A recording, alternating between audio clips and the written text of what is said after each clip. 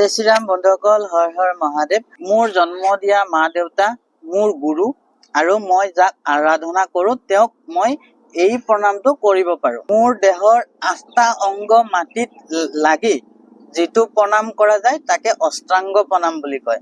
আৰু বহু সংখ্যক মানুহে ইয়াক দণ্ডৱত প্ৰণাম বুলিও কয়।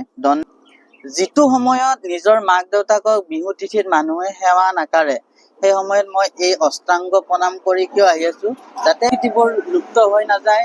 কমসে কম এজন মানুহে হলেও মোৰ ভিডিঅ' চাই মাক দেউতাকক সেৱা কৰে তেতিয়া মোৰ এই যাত্ৰা সাৰ্থক বুলি ভাবিম।